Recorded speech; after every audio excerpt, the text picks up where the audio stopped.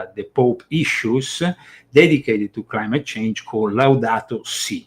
For the 10-year anniversary, the Pope has decided last week to invite a bunch of people. Amongst them, of course, Arnold Schwarzenegger was probably one of the most prominent figures, but there was also a bunch of other politicians, globalists of all kinds and sorts. And for a couple of days in the residency of Castel Gandolfo, which we have already discussed when it came to that first Green Mass that the Pope somehow put together in the month of July, and then he had even Zelensky coming to visit him. But the incredible thing was to see Arnold Schwarzenegger being nowadays a full-time Jesuit agent, because it's not so much about being a rhino, it's about being a Jesuit agent. Think about, for example, the Jesuit fifth class Jesuit, like I describe in my book, is somebody who maybe went to a Jesuit school, maybe somehow was connected to a Jesuit, but decided rather than joining the order and taking the 3 vows or the 4 vows, to stay maybe in politics or following another career outside of the order, and then taking what is known as the 5th vow. Now, that is completely secret. Nobody knows about that. But Schwarzenegger has been very much involved in promoting the activities of the Catholic Church in recent years, even if he doesn't really believe in the basic tenets of it. I mean, he openly said, he publicly said that he doesn't believe, for example, a heaven exists. I mean, if you don't believe a heaven exists, that is, I think, the most basic things for all people of Christian faith. Right. So that gives you an idea that it's all about propaganda, it's all about appearing rather than being. And Arnold Schwarzenegger, of course, we have seen him here in America with Greta Thunberg, who recently was arrested and deported back to Sweden after being part of this freedom flotilla of boats that left from various parts of Europe that wanted to reach Gaza. Now there is people who say, "Oh, poor Greta, she was treated badly in the Israeli jail and this and that." I mean, all these people like Greta, who are actually from a rich background, she's not from a working class family, they do these fake revolutionary acts, knowing very well that some powerful lawyer will eventually get them out of trouble. So Greta Thunberg and Arnold Schwarzenegger, when I saw them together, I realized that Arnold Schwarzenegger was not only a rhino, he was much more than a rhino. Wow, yeah. Climate change guy. Wow, how about that? Yeah, absolutely. Absolutely. He has completely embraced this whole thing of climate change. But like I explained in my book, which you have read, this whole climate change agenda was born at the end of the 60s with a particular black pope called Padre Pedro Arrupe, the black pope back then, until the early 80s. And he actually got so progressive, and so he was such a Marxist that at one point he clashed with John Paul II, because John Paul II came from, from a Polish background of communists persecuting Catholics and persecuting Christians. And when he saw that the Jesuits with Padre Arrupe was going too further to the left, he actually issued a formal investigation into the Jesuit order. So this happened in the early 80s, and it was a big thing. Then, of course, we had the various successors. Hans Kobenbach, in particular, worked also for getting further with this climate agenda issue. And you can find actually very easily, if you go on Google, the Eco Jesuit. It's a project which emanates from everything we have just discussed in regards to the Jesuits, who are the real instigators of the political climate change agenda.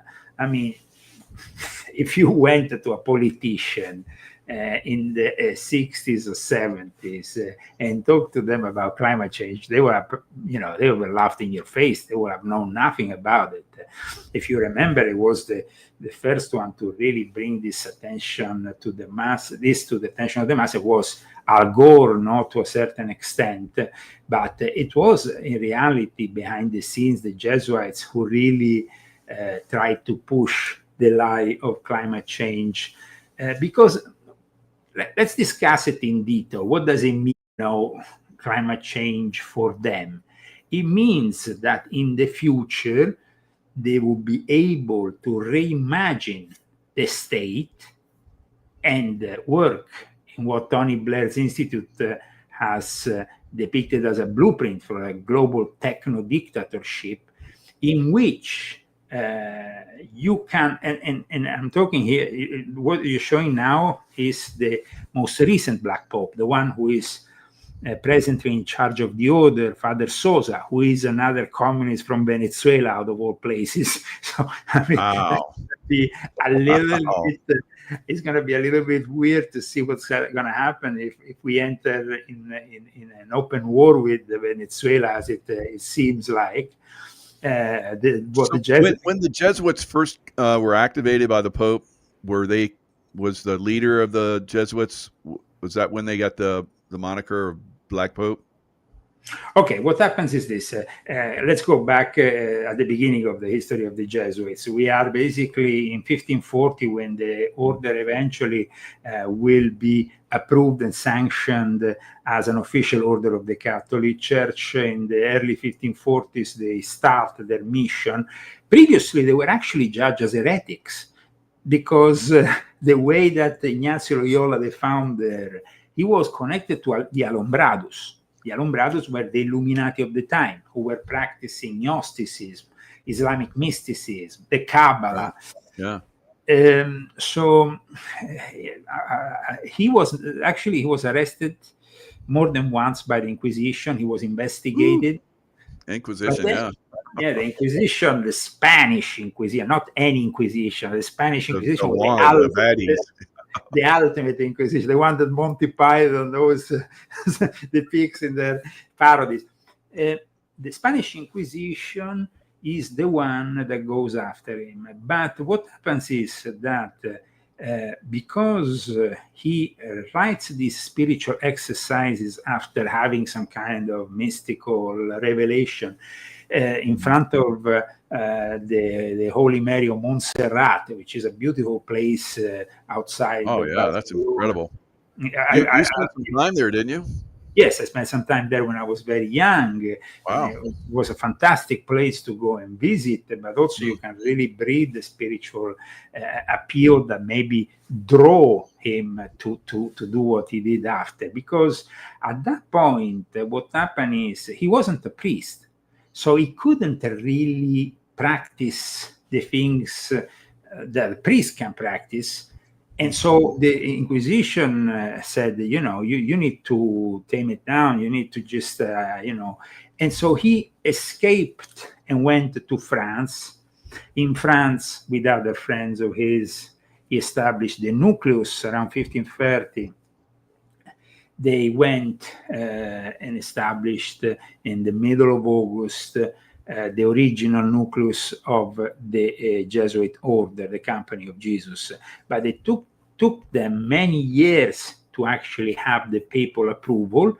And it took all these years because it was only because the Pope, at one point, the Pope was in difficulty. He was having problems with the Church of England. He was having problems with Martin Luther. He was having problems with the Reformation. He was having problems with the church, which was becoming fragmented, which was trying to break up from Rome. I mean, what happened with the beginning of the Church of England was particularly bad for Rome. And so he said, how I'm going to fight them? How I'm going to fight these forces? And he saw that what Ignazio Loyola was proposing was not an ordinary order. And he also saw that the people, Ignazio Loyola, and what they were doing with the Jesuits could actually benefit them, because the Jesuits knew exactly what witchcraft, what black magic, what occultism was, what all these practices. So he said, the dark side. That's crazy. It was really like embracing the dark side, but also to control the dark side, because the Dominicans, the Dominican order, had been in charge of the Inquisition up until then. And the Dominicans, they didn't have a military kind of regimented appeal to do what was necessitated to fight the Reformation with the Counter-Reformation. This is a pivotal moment in the history of the Catholic Church, a moment maybe of weakness, we can say. Wow. And so at that point, like you said, let's embrace the dark side. You know, when you have the guy in England, Henry VIII, who suddenly has a bunch of marriages and breaks from Rome, when you have people like Martin Luther coming to Rome and saying, well, this is like degenerated, this church is in decline. But at the same time, the Pope himself was being accused of having pagan sympathies, because all these, you know, all these popes, they came from the black nobility of Rome, which were ancient families that were practicing paganism, that knew certain great explanation. Yeah, tying it all together. Wow, fantastic. So in the end, the best solution for the papacy was simply to embrace the Jesuits and let them loose upon the Protestant, newly born Protestant world. That happened a very short time. I mean, 20 years after the foundation, the Pope decided that the Jesuits were good enough to head his intelligence unit, his first intelligence unit and secret service, also to protect the Pope from eventual poison and stuff, but also to infiltrate, because the Jesuits offered the Pope a new thing. The Ignazio Loyola, when he went with the constitutions of his new order, he had 4 vows. He said, my ordinary Jesuits have 3 vows. Then we have the really dedicated one that have 4 vows. And the 4th vow is of complete and blind obedience, not to Christianity, but to the Pope. Right. Wow. And the Pope, when he saw that, he was like, they're going to do anything. They're going to murder for me. That means a license to kill. Yeah. The Pope knew that the Catholic Church had been weakened by the Knights Templars not being any longer there. The military, the Knights Templar represented a military order, and that was lacking. They destroyed themselves by going after the Knights Templar and Jacques Molay and burning him at the stake. Then they ran to Scotland, and they ran to Scotland. Of course, then they had the protection of Robert the Bruce, some of them. Others. And then they started kicking, and Scotland then started kicking butt.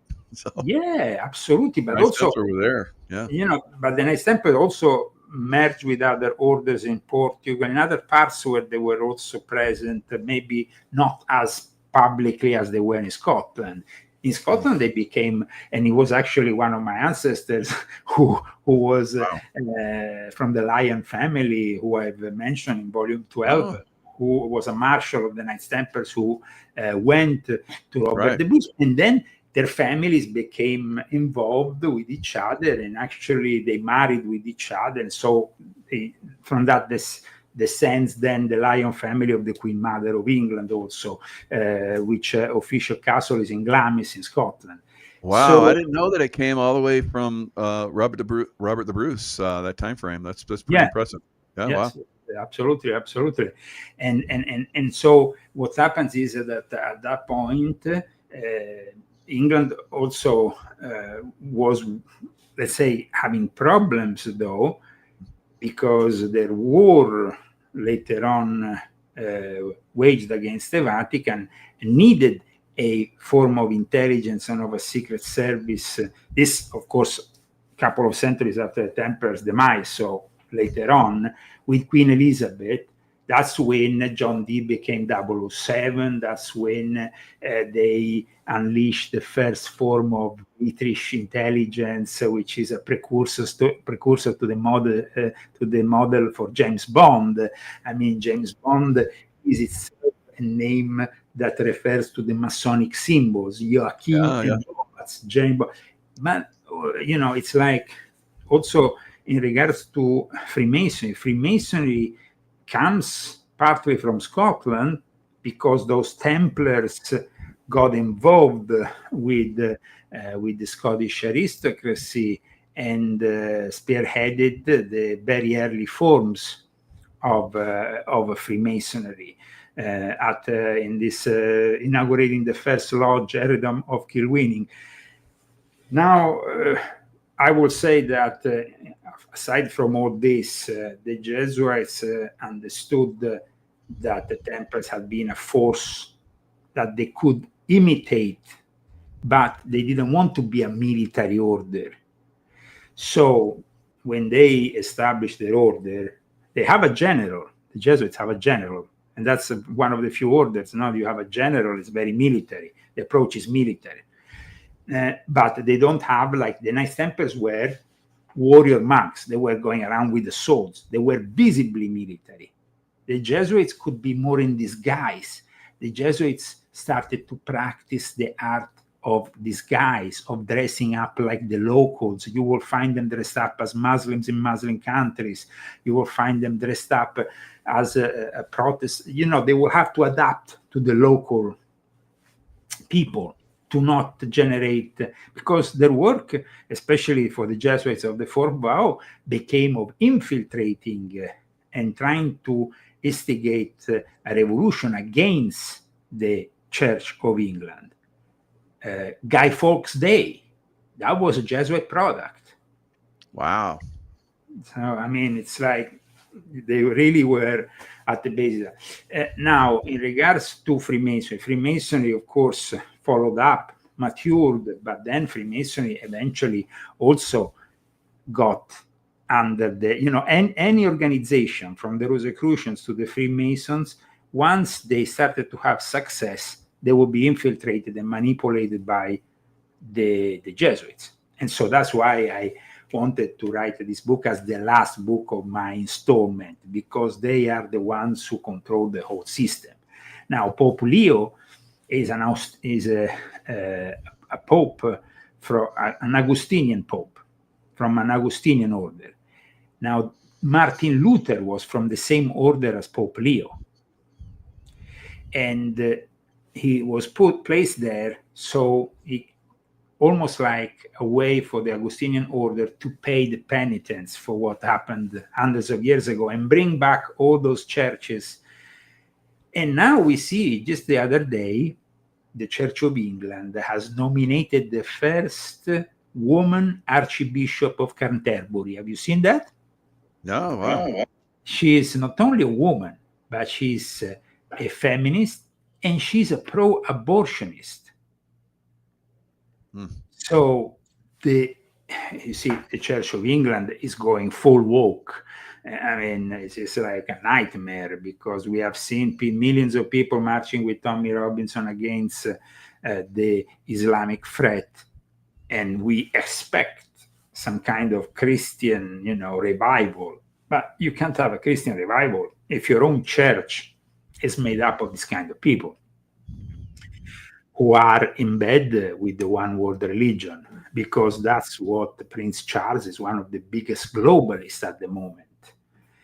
And, people at the moment also have seen what's happening with Gaza, and they know that maybe you will have Tony Blair's involvement. And people ask me, Leo, how come Tony Blair? I mean, we thought he was not, he was not around any longer. What is Tony Blair doing in the international arena? This is the new Archbishop of Canterbury. And I mean, it's just scandalous, because apart from the fact, it's not a question of being a woman or being a man. It's a question of being a woman who is for abortion and for feminism, which are really values that contradict the basic tenets of Christianity. So I think that, and she takes her marching orders like the past Archbishop of Canterbury from the Pope in Rome. I mean, there's no longer the Church of England being independent from Rome. There is no Christian denomination in the world, aside from maybe the Orthodox Church of Kirill, like I explained in volume 7, who is outside of the unification of Christians, which is being put together by the Jesuits. Wow. So I think that it was good to show that, but it would be also good to discuss the involvement of Tony Blair with Gaza, because we go from, people don't know maybe this, but I've been following, of course, the New World Order for a long time. I was involved in it. And with Tony Blair, I always said he was an agent of the Vatican when he was a prime minister. But it became obvious because the day after he left his office as prime minister, he became a Catholic. He made it obvious. Wow. He kind of like really openly made it obvious. And he is following the lead of the Fabian Society, which has always been instigating. I don't know if you know about the Fabian Society, but they are really the first British think tank that was established at the end of the 19th century. And Tony Blair's Institute for Global Change is reimagining the state in a way that those green policies which the Pope is trying to promote with the blessing of the ICE are also connected to Tony Blair. Because what Tony Blair is doing now, he's arguing for the digital transformation of an imaginary or a reimagined state. In his case, of course, the United Kingdom, but it can be any state. They want to actually use Gaza as an experiment ground for this modern digital infrastructure. And what does it mean? It means, like, for example, policies like the Green New Deal will be enforced digitally by cutting off electricity or water once monthly limits are exceeded. If you exceed, you have your water or electricity cut off.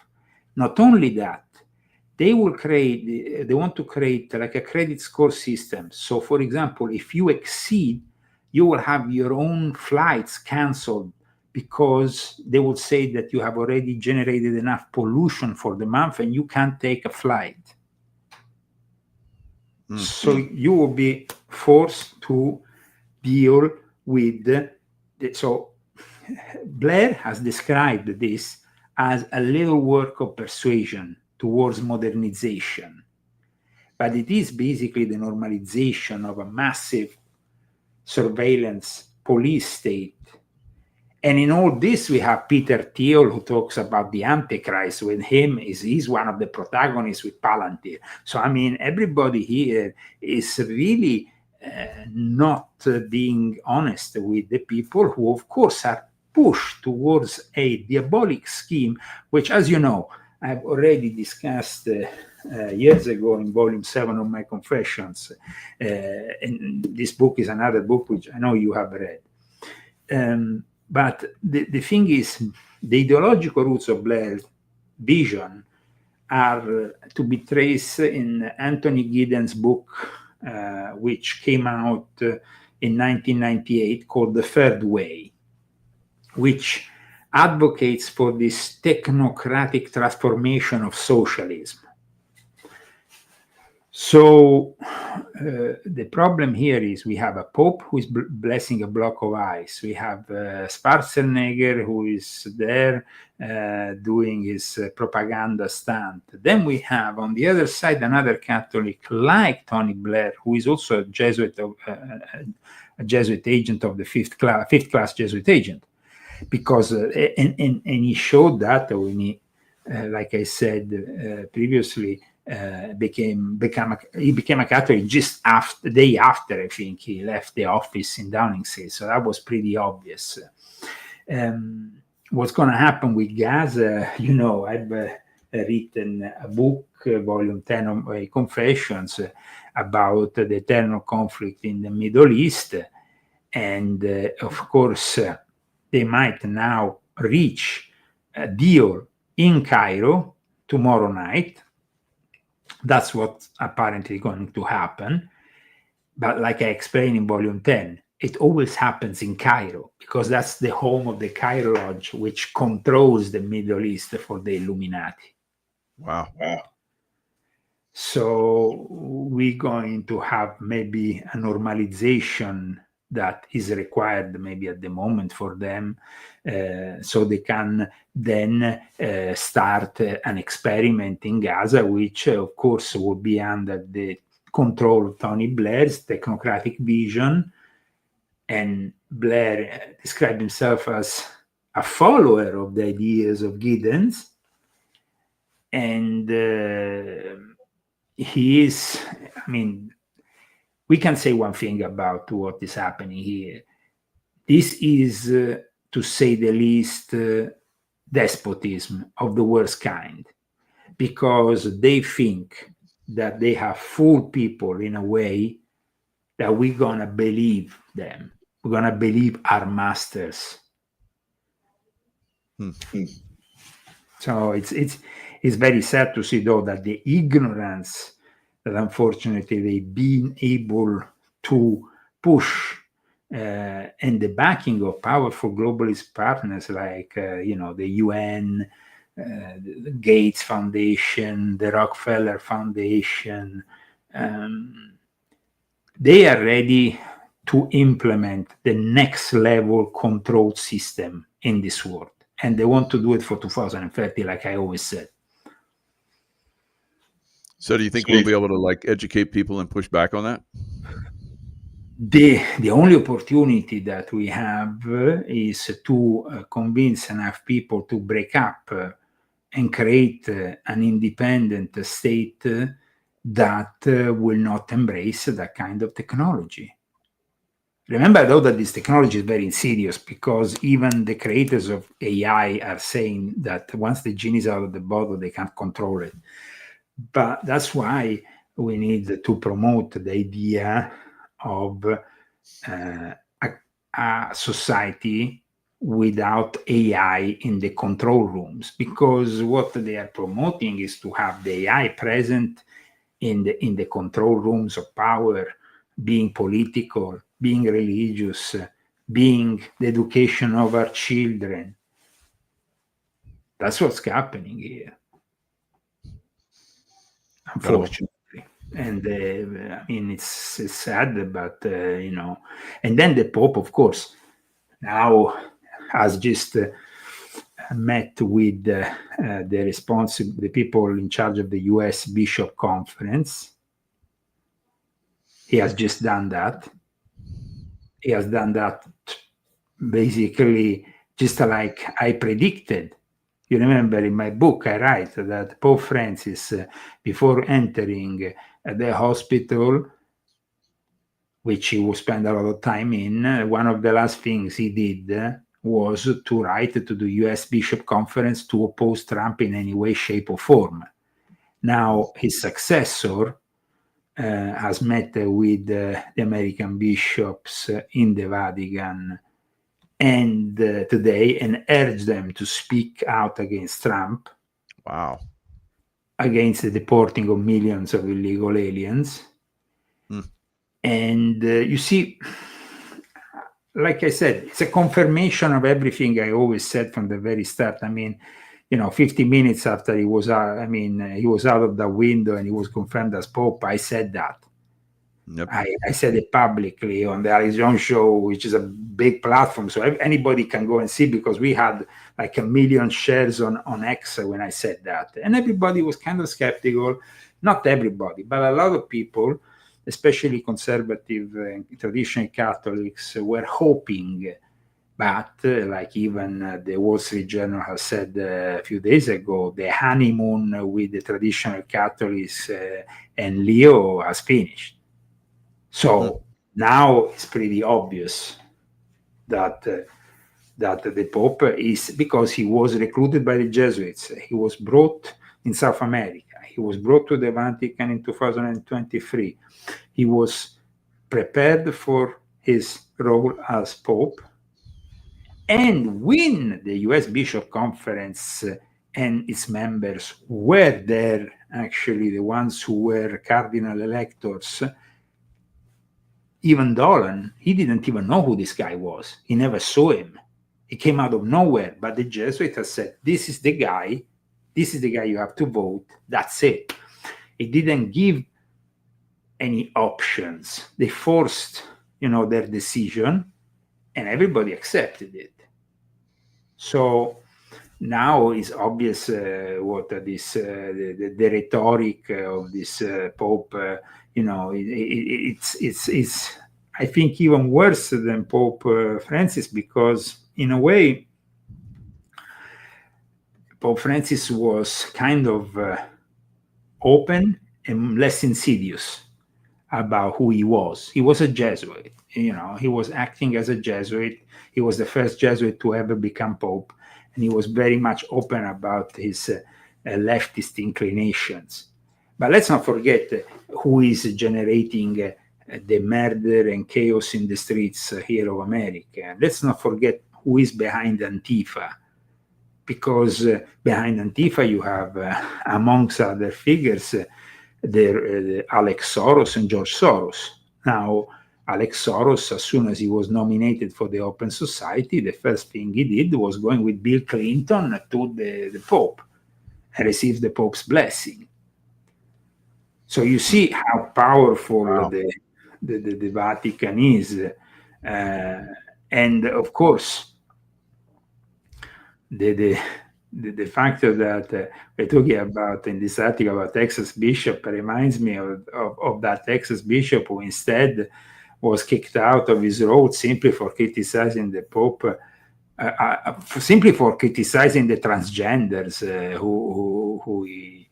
So I mean, the actual woke agenda is still firmly in the hands of the Vatican, and they are continuing this transformation, distraction of the Catholic faith, which in the end needs to simply be absorbed within a one-world religion, which is going to be guided by the AI. The fact that they're already using priests, chatbot, which act as priests in the internet, and even a Jesus chatbot has been launched.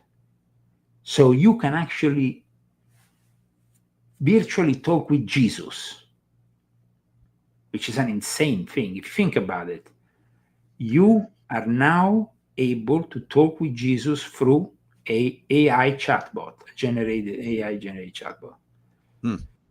And this is of course, the next level of cyber Satan. But in regards to the immigration and what is happening here in America, of course, like I explained in volume 12 of my confessions, this is the number one issue, because they want to transform not only, the religious landscape of America has to become Catholic, and at the same time, the political landscape of America has to become Democrat and leftist. Yep. So, I mean, it looks like the church is pushing that. The immigration thing is like, it's destroying every culture throughout Europe and trying to do the same here in America. Have Muslims coming in and basically transforming cities, and we're talking Islam, not Catholic, and they're like wanting to protect the immigration of people that are coming in to, Islamists, they don't have any other religion but Islam and Sharia law. So it's like, they're taking over some cities, and they're doing the call to prayer 5 times a day in like Minneapolis. I'm like, what? It's getting crazy. So the Catholic Church is pushing that. It's like you said, obviously they want to destroy the Catholic Church. So. Well, because like we saw with Pope Francis from early 2019, like I explained already in volume 6.66, and then I reiterated in volume 7, where I expanded on the subject. The One World Religion started with the Human Fraternity document signed in Dubai. Then it gradually, was developed after the Sunni Muslim world, also with the Shia world in the middle of the pandemic, with Pope Francis' visit to Iraq and the Shia shrines. And that is an important moment for Islam. Just imagine this. A Spanish priest is now facing 3 years in prison for an article on radical Islam. He's facing 3 years in prison. This is insane. Is that in Spain? A Catholic priest from Barcelona, Father Custodio, is called Father Custodio Ballester Bielsa. On October, he's been accused of incitement to hatred under Article 510 of the Spanish Penal Code, which prohibits discrimination related to the ideology, religion, or beliefs. Now, the trial, of course, is raising concern about the Spanish laws restricting freedom of speech. But the fact that what used to be a Catholic country is now obviously not any longer a Catholic country. I knew that for a long time. And this also gives us once again, think about it, where are the Jesuits born? In Spain. And Spain is the first country now that is actually condemning a Catholic priest and favoring Islam. So if I remember, the Jesuits basically took down the Inquisition too, didn't they? Okay, the Jesuits took over the Inquisition. They took it over. They took it over. We're going to do this now. Wow. Yeah. They actually started, to get closer to the, like the king of Spain or Portugal, the various heads of state, because also they were very good with education of their children. That was their mission. I explained that in my recent book. They focus, like for the Knights Templars, their mission was to create banking. But banking was already created by the time the Jesuits came around. So they needed to create something else. So therefore, how are we going to manipulate society? Okay, we have to control the universities. We have to control the schools. We have to build up the Collegium Romanum. Before that, I actually went to Messina, where my father comes from, which used to be a base for the Knights Templars. And so they went a little bit following the path of the Knights Templars because they were fixated with that. You see, Spanish priest facing 3 years in prison after it's a reality that I never thought I would see in my lifetime. Seriously, I'm absolutely shocked. But of course, you're on the cutting edge of this. So this is Islamophobia. They're going to keep using this. They use this here in the United States, but it's getting pushed back on. So I'm really surprised, especially in Texas, where they passed a law that no Sharia law can be used in Texas. And now we have a bishop in Texas that's like trying to root for him. I was like, what? Wow. No, but the crazy thing that, that is manifesting in front of our eyes is that, of course, we have this very weird alliance that happens only in the West. It doesn't happen if you go into the Middle East. But if you go to New York, you will have Mandani, who is basically the candidate for the far left, the LGBT, the whatever, and at the same time, the Muslims. Yeah, I posted where this Iranian woman said that only in America and in Europe do they allow Islamists to come and take over streets and pray in the streets. They go to the mosque. They don't do that anywhere else. They do it in Italy too. They did it even in front of the Colosseum. They did it in front of the Cathedral of Milan. Europe is just as bad. Another thing which I've been discussing years ago also in my website that, is filled with articles, leozagami.com, for anybody who is interested. I discussed many years ago how the properties of the church, especially the churches, were actually being sold to Muslims who transformed them in mosques. And this has become also growing tendency in Europe. because they are no longer able to support these properties, because every property has cost. And the solution is simply, they don't think about the fact that for 1,000 years, it was actually the Christian knights and the Christian world who stopped the advancement of Islam taking over the Western society. We will not be having over 1,000 years of war. It's incredible. And then now they're coming in like stronger than ever, because the governments are like, oh, we can't go against them. Islamophobia. No, we can't. And now they're just taking over like never before. It's crazy. I mean, we had the Turks who were about to arrive in Austria's capital, and we had people don't know that, but I mean, my ancestors from Sicily were always fighting, because we were actually, if you go, there is the most southern island in Sicily, Lampedusa, is just like a few kilometers from Africa. So I mean, you have to fight them all the time, arriving with their incursions. So I think that we fought and we stood for our values proven to be the values that actually produced a more advanced society. But unfortunately, this society was then corrupted from within. And now they have opened the doors to Islam because they want to finish destroying it, so then they can implement their technocrat. You see, I think Gaza is really an experiment in this sense, because you see, Gaza is a little experiment that can be expanded worldwide. First of all, you bring in the fundamentalist produced by the Islamic Brotherhood, which, by the way, was a product of the British intelligence and the British Freemasonry. You get them to take over the place. Then you get them to kill the Jews, who of course, some of them corrupt, let them in on the 7th of October. I'm not saying that the Sabbath and Frankists didn't participate to this whole thing. But in any case, they transformed then Gaza in a living hell, with the destruction, death, and all that. And now that everything is destroyed, ready for the technocratic makeover and transforming the whole thing in a super surveillance society. I mean, it's like, it's pretty, I mean, like I said, it's maybe a small what is happening, for example, with Los Angeles, with Portland, which now, of course, sees Trump, but also Chicago. What is happening to these cities?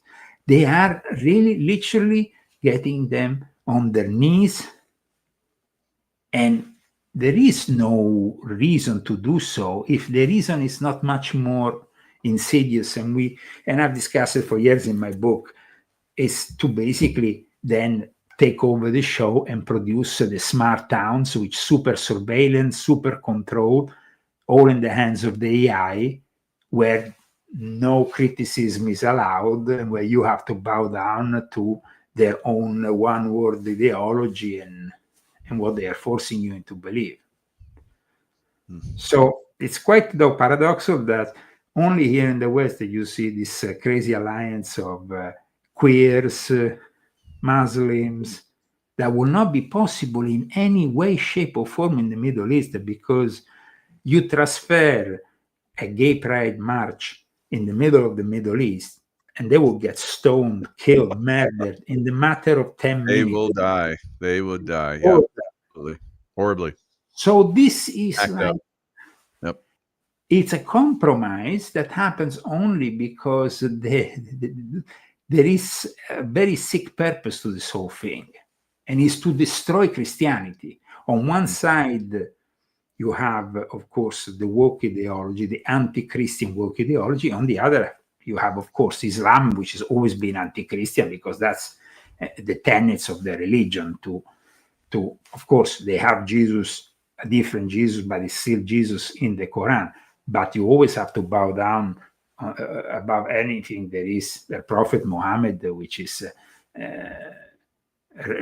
for them superior to to anything Jesus has ever done, which is, of course, their own thing. I mean, I'm not saying if they were practicing their own thing in their own home, in their own land, that would be their own problem. If they want to oppress the women, if the women of the Middle East are okay with that, it's their own problem. But to come in the Western world, in places like, for example, in Great Britain, we have now all cities ruled by Islam. Yeah. The most crazy thing that happened in the last few days, and I tell you, it's literally insane, but nobody wants to really. You saw what happened at that mosque in Manchester the other day, right? Where there was, so the guy got killed, or killed himself, Mr. Jihad, that was his name. He was actually called Jihad. So they couldn't really hide the fact that it was a Muslim terrorist, because if you call Jihad, that's your name. It was very difficult for them to hide that this was a jihad against the Jews. But the most insane thing is that their police forces, which are dominated by Muslims, shot 2 Jews. It wasn't the guy who killed them. It wasn't the guy who injured them. It was the police. Right. They either they missed them or they actually targeted Jews. What do you think? Listen, 2 policemen cross-firing, one guy who is there with 2 guys behind. I mean, you don't need to be a genius to understand that the bullet is going to go and reach those people behind him. Yeah. Wow. I mean, you must be really a demented policeman. Then you don't need to be a policeman if you don't know where to fire. So I think that. But then it was all coordinated. They had Muslims, rioting or protesting, right, turn into riots some places, all over in several cities throughout England right after that. So obviously that's some kind of coordination going on there. Like I said, all the cities in England, and I have lived in England many years, I'm half English. So for me, it's a little bit like a second home. The mayor of London is Muslim, the mayor of Birmingham, the mayor of every main city in England is Muslim. So wow. That happened like overnight. It's like crazy. Well, look at what's going to happen after Mandani is elected in New York, because this it's going to happen in America. It's going to be dominoes because we've already got cities that are allowing the call to prayer. It could be a domino effect. But the crazy thing also that I think it's even more insane that I was watching this news today is that in Michigan, the Muslims feel threatened. I don't know from who, but the Arab American Michigan, it's like they feel. I don't feel safe anymore. If you want, I can share you the article with you in real time so you can see it. But it is just like I'm kind of like, here it is. They don't feel safe. I mean, Dearborn is basically full with the city is like there's no one to hate them because they have complete control. They have control over the whole city. It's the Islamophobia. They're pushing that agenda everywhere. That's it. Yeah. So they want to take over with that, and they're very clever. Yeah, and it doesn't make any sense, and it's just like why they have to do it. I mean, it's just, there's no point in it, but they want to do it because, of course, by playing the victims first, they anticipate then, and then maybe there will be, I'm sure there will be the occasional act of some lunatic who goes and does, and goes and attacks a mosque or whatever, or sets fire to it or whatever. And then at that point, they are like, whoa. But the thing here is that there is almost 6 million Muslims, like I said in my book, Volume 10. You remember, I wrote about it. And I wrote also about what's happening in England. And in England, though, there is actually a reaction. I mean, 3 million people marching with Tommy Robinson. It's been an incredible public demonstration.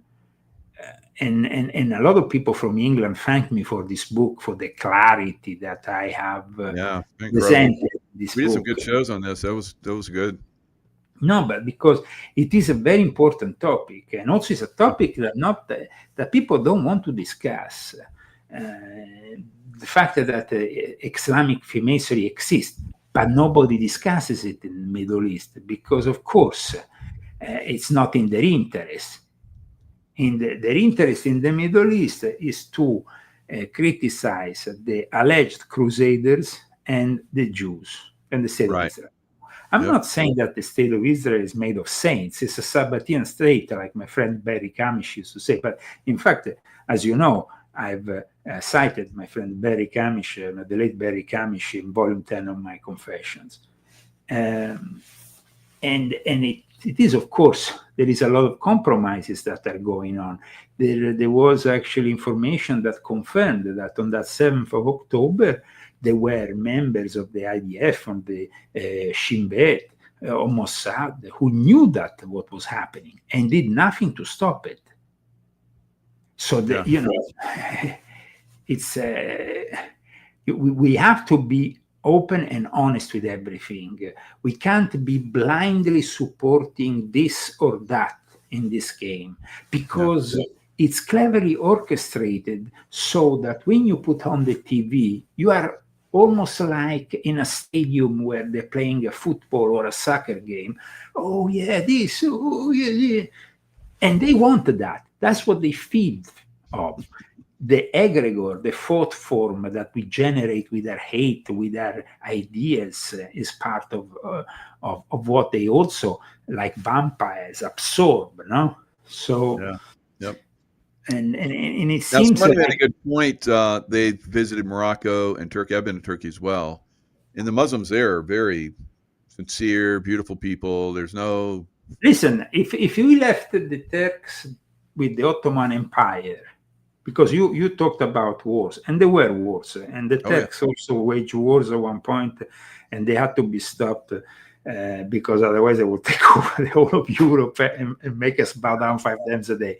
But one thing is for sure, that within the Turkish Ottoman Empire, the land we now call Israel, or whatever you want to call it after Palestine with the English, I explained in volume 10. I mean, it was very peaceful. Very peaceful because the Quran states that the people in the book are also the Christians and, of course, the Jews. And so the only thing they can require is taxes from them. But they're not allowed to go and shoot them or to kill them or to force them into embracing Islam. Of course, it happened in the past that with this taxation, when it was very high, people said, okay, I'm just going to bow down 5 times a day. Who cares? To avoid being taxed. But the thing is that all these religions have been generated also for controlling people. The original idea of the prophet or Jesus or Moses, any prophet comes with a message from God. But once it's transmitted to the human beings, and the human beings start messing around with it for political interest or gain, material gain, or other things, then that's when we really, destroy the beauty of the faith in question. And at the same time, we compromise it, because when you see the Pope blessing a block of ice, I mean, that is really, I think that was like, somebody would say, what is this? It's like watching some kind of comic, some kind of, I don't know. It's not possible that the Pope is blessing a block of ice. It's just like beyond my reason to see something like that. But this is the reign of idiocracy we are living in at the moment. Yeah. It's like in the film Idiocracy, the guy was hibernated to reawaken after a few hundred years. You remember that movie, no? Idiocracy. It's, I think, a cult classic by now. So Idiocracy, the guy, and then he awakens. And everybody's demented, so he has a hard time. In the end, he's going to become president of the United States, because, of the world, because the world is really left with very little brain power. But in any case, it's not like we need to wait a few hundred years to get to the level of idiocracy where we are now. When we see that in the last week we had millions of people marching for Gaza in Italy, a country of the European Union, which on the 14th of October is deciding they're passing a law maybe on the 14th of October that is going to give permission to the Eurocrats to control your private messages and everything, or your post, before you even post them from your phone. It's a law with no precedence. It's like it's worse than North Korea or China put together. If the European Union manages to pass this law, anybody who writes also private messages, Signal wants to leave Europe, even Meta, because the end-to-end messages that are encrypted will no longer be guaranteed as encrypted. And this is happening not in a million years. This is happening on the 14th of October. Not one person in Europe or in Italy has marched saying this is an injustice, but they march for what is happening in Gaza. With all the respect, they have more serious problems in Europe now. Of course, we are saddened by events that can touch other human beings. But the thing is that you have to see first what kind of problem you have in your own country. The populist movements are awakening all over Europe. But then the power is firmly in the hands of these people. See what happens in the last few days to Emmanuel Macron. Emmanuel Macron, who gets beaten up by his old wife, and who is a Jesuit, who he met in a Jesuit school, and who he started. Yeah, she was a professor at Jesuit school. She was a pedophile because he was 14 when they started having sex, and that's a pedophile age. So she was a pedophile, but she was a Jesuit-sanctioned pedophile. So aside from all the constructs of Candice Owen, if he's a man, she's a man or a woman, I don't care about that. The fact is that she's a pedophile. And he went on to work later on for the Sabatier & Frankis Rothschild firm in France. Emmanuel Macron now should be out of office. Even his past prime minister has said he should resign. He's not resigning. Merz, the Chancellor of Germany, the situation is out of control in Germany since they are in a complete economic crisis with the problem that they cannot. Their factories were going on with the fossil fuels from Russia. Now those are not coming in, so it's all going down the drain. Plus, Angela Merkel had the idea, she didn't have the idea, but the Jesuits have the idea, to let 1 million Syrians into the country, which rape and do all kinds of crimes on a daily basis. Crimes that are not even denounced publicly because they want to avoid the persecution. And then we have other countries like just the Czech Republic, which is turning against the European Union. We have Slovakia. We have many. We have Hungary. We have most of all Poland also. We have a lot of countries in the what used to be Eastern Europe, who have memory of their communist past and who are seeing the same things happening in modern times with the European Union. Excellent point. And they say, sorry, we don't want to be in this. We've been there, done that. It doesn't work, and we're not going to do it again. But and actually, the lead is actually taken by Viktor Orban, who was brought up in a communist country of Hungary, where we knew exactly what happened. I mean, Wow. and what the communists did. So there is, unfortunately, this European Union that is not working, and I falling think apart. Yeah, it's falling apart. And you have Russia, of course, we see, which is enjoying advancing every day and taking more and more of Ukraine. Until there will be no more left. I mean, yes, of course, Trump can play the tomahawk card, can do whatever he wants, but the thing is that without boots on the ground and proper, and who's going to put boots on the ground? I mean, Russia is putting boots on the ground in the matter of, a few months. They materialize 100,000 and then another 100,000. We're talking about numbers that we don't have. And we shouldn't really be involved in any wars abroad, because that was the original promise.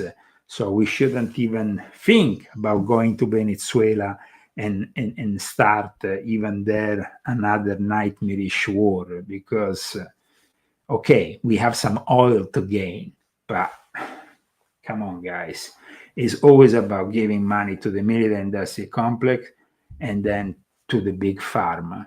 And it's just like, it's becoming so obvious that these are the two cartels that really control our lives. So it seems like, we just have one man, one leader that's against the this Jesuit deep state apparatus.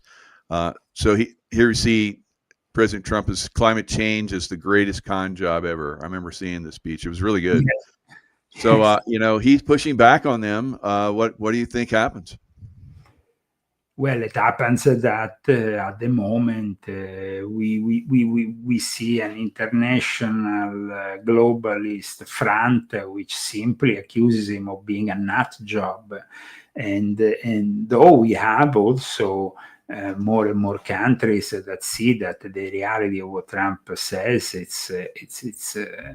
it's manifesting every day, a little bit like when Trump went to the United Nations and said that Germany was dangerously close to a crisis because it was too much dependent on fossil fuels from Russia.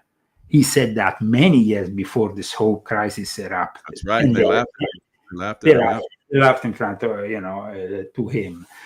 So they might laugh to him now. They might try to sabotage, going on the escalator, doing this and that.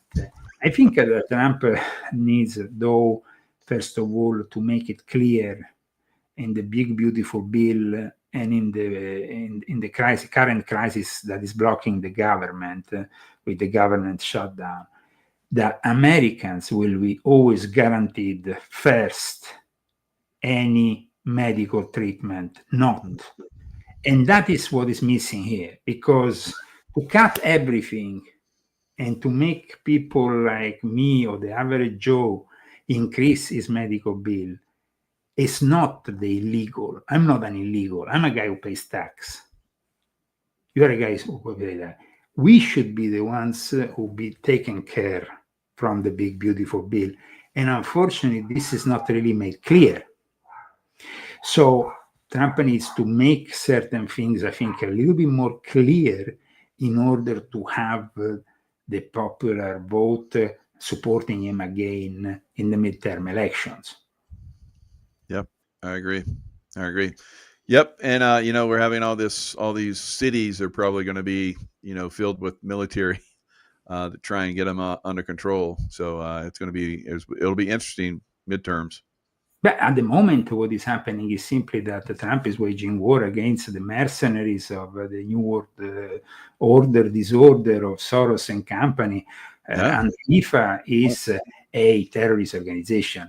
Paradoxically, though, just today, actually yesterday, Ilaria Salis, who is an Italian politician who was elected after she was actually arrested in Hungary as part of this hammer group of Antifa, who goes around hammering right-wing protesters, people who protest from the right.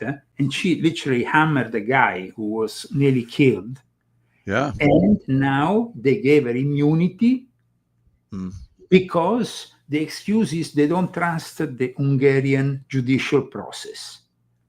The reality is that the EU is biased, and if she was a member of the other side, she would be probably in jail now. Absolutely, yeah. Instead, she's given the immunity, and this is outraging everybody in Italy, but also in Hungary and in the rest of Europe. Because finally, you know, when you have the majority of the parliament, the vote actually was 51 to 50, and apparently one of the votes was tricked. Apparently, one of the guys says that one of the votes is in discussion, but she got out of it, and now she has immunity. And this Antifa is actual terrorists that should have no kind of immunity anywhere. Yeah. Yeah, but you see what is happening in cities like Portland, Chicago. These are cities that have a growing faction of illegals and gang members, but then they are protected by these Antifa, communist, anarchic shields who are on the payroll of the usual suspects, who go and create, protests. And I think that actually what Trump is doing in that case, even the fact that Trump has suggested today that Brandon Johnson and Pritzker, the governor, face criminal charges. Everybody's like, ooh, this is, an affront against democracy. I mean, when actually the mayor of Chicago, a journalist, asked about a woman who was just attacked in the street viciously, he was not even capable of showing any empathy. Wow. He was just literally ignoring the whole thing. Yeah. So, Yeah, he also just said that ICE agents should be arrested. So it looks like they're going to continue to push until they do get arrested, I guess. I don't know. It's just getting pretty hairy there. I hope that he goes into Chicago and cleans up the city in the way they did in Washington, D.C. In the meantime, though, we know that this is just a provisional and temporary solution, because we know that the globalists are not going to give up. I think that it's a little bit weird that Trump went to King Charles. King Charles is a globalist. He's one of the biggest facing globalism. Absolutely. I have some problems. He pushes Islam too. Yep. He pushes Islam. He's actually a closet Muslim, from what I heard personally. Wow. From people in Turkey who actually spoke with him. So he is a closet Muslim, but at the same time, also, he is one of the biggest and most prominent globalists, together with Tony Blair, with Klaus Schwab, the great resetters, with Ursula von der Leyen. I think that it's a little bit difficult that we get out of this globalism if we have only Trump as the resistance. There needs to be a million Trump. There needs to be there needs to be millions of Trump. There needs to be a power. There needs to be people like Trump all over the world, or at least the people who really want the good of their country. And we have to also see if Trump follows up with the Epstein promises. Now that today Mike Johnson delivered at Piers Morgan Uncensored, because that is maybe now they say there is new files that suddenly will be released. Now we have new material. I suspect that the fragmentation, the inner fight of the MAGA movement is often connected to what happened initially with the Epstein files, because that kind of disappointed many people. And we need to have some clarity. I know that, there will be people, there is innocent people, as Mike Johnson has claimed, that could be involved and that they're trying to protect and all that. But the truth is much, is way deeper than that. And maybe in the future we can discuss it. But I think that the Epstein saga is not finished. Let's not forget that Prince Charles' brother was personally involved with this. Right. It's like, you're not talking about, and Prince Charles himself was personally involved with Jimmy Savile. I mean, Jimmy Savile was a monster. It was the biggest of all times. So there is, I think, way too compromises in modern society in the power structure. And if the way to get out of it is to simply give all the power to the machine and to the technocracy that is taking over the show with the fourth industrial revolution, well, I mean, that's not going to be that great. I think that what we have experienced, of course, with the pandemic is something that was the initial stage of this great reset, as we always said. And then we have the wars and more wars. And all of this is simply damaging our pockets. But there is, on top, people who are making more and more money and getting more and more rich by the day. I'm not getting richer. I don't know. I mean, I know maybe you are getting richer. I don't know. People, I know. There's very few people I know who are actually at the moment having economic success in what used to be the American dream. And this is something, when you don't have any longer a middle class or somebody who is, successful any longer, and it's just about, the rich getting richer.